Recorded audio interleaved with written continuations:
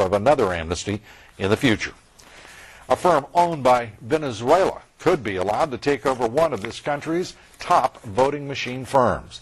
Venezuela, of course, led by Hugo Chavez, working to change the views of most South American countries, move to the left. Critics of the deal say our nation's very democracy is now for sale, without anyone doing a thing about it.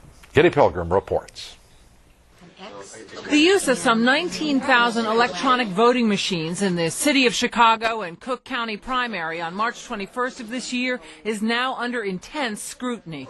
The U.S. company that makes the machines, Sequoia, was bought in 2005 by Smartmatic, a private company primarily owned by Venezuelan businessmen. When Chicago had problems with the machines, a dozen Venezuelan employees were there to help with the election. Chicago officials are outraged. I think that American elections ought to be run by American companies and ought to be run by American citizens, not Venezuelan nationals. Smartmatic is technically based in Boca Raton, Florida, but the president of the company, Jack Blaine, testified to the Chicago City Council. Fewer than a dozen Smartmatic employees work in Florida. The majority of the workers are based in Venezuela. Watchdog groups question why U.S. voting machines would be under the control of citizens of another country, especially a country whose own election process is highly suspect. We believe this is a national security issue. There is no way that companies belonging to non-U.S. corporations should have access to our elections. The Treasury Department is supposed to monitor sales of U.S. companies to overseas investors where there is a question of national security, such as in the Dubai ports deal, the so-called CFIUS review process. Some in Congress are demanding an investigation. In the case of Smartmatic, there are a number of unanswered questions. That's why I wrote to the Secretary of the Treasury and asked them to review the ownership. It's offshore, it's murky, no one seems to know who owns it. Certainly our government should know. A potential risk to the democratic process. Now, we called the Treasury Department to ask if the sale of Sequoia in 2005 had been reviewed or not. Treasury told us they were aware of the sale, but can't confirm if it's been reviewed or not. And some in Congress and voter watchdog groups also are demanding a better answer than that, Lou.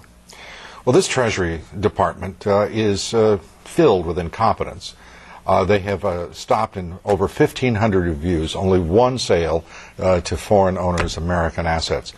But a voting machine company, critical to this country's election count, and they can't tell you whether or not the Committee on Foreign Investment in the United States reviewed it or not? They have no answer for us. And these are the most arrogant, incompetent, bureaucratic idiots.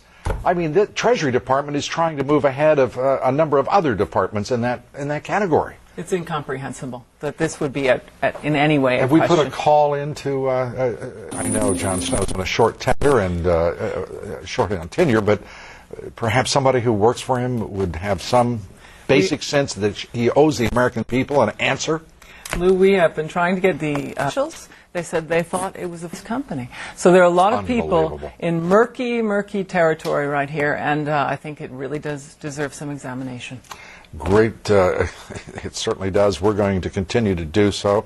I think we need to tip our hat to the Congresswoman. She did a marvelous job in looking into this, and hats off to her. At least somebody is trying to make some sense. This administration, call the White House. Let's find out the answer so this audience knows exactly what's going on by Monday evening. And this is ridiculous. We are looking into it actively, Lou. Thank you, Kitty. An outstanding report. It just burns me up. Coming up next, an independent service station owner accused Big Oil of price gouging. Now they're trying to put him out of business.